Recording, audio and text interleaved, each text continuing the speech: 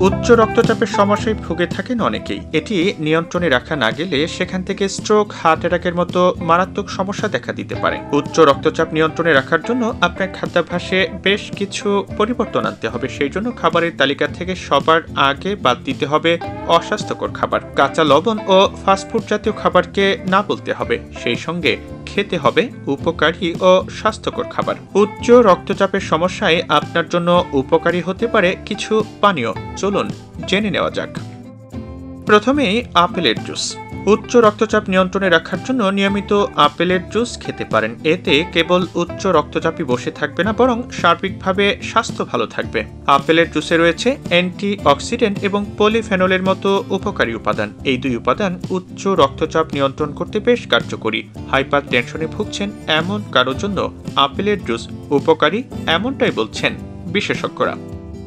এবার বলছি বিটের জুসের কথা। বিটের জুসে রয়েছে অনেকগুলো স্বাস্থ্য উপকারিতা। এটি উচ্চ রক্তচাপ নিয়ন্ত্রণে দারুণ ভূমিকা রাখে। বিটে থাকে ভিটামিন সি এবং নাইট্রেটের মতো উপকারী উপাদান। এগুলো উচ্চ রক্তচাপ নিয়ন্ত্রণে ভূমিকা রাখে। নিয়মিত বিটের জুস খেলে ওজন নিয়ন্ত্রণেও কাজ করবে। সেই সঙ্গে এটি ব্লাড সুগার নিয়ন্ত্রণে রাখে। একসঙ্গে অনেকগুলো উপকারিতা পেতে চাইলে নিয়মিত বিটের জুস খান। এবার চলুন বলা যাক দুধের কথা।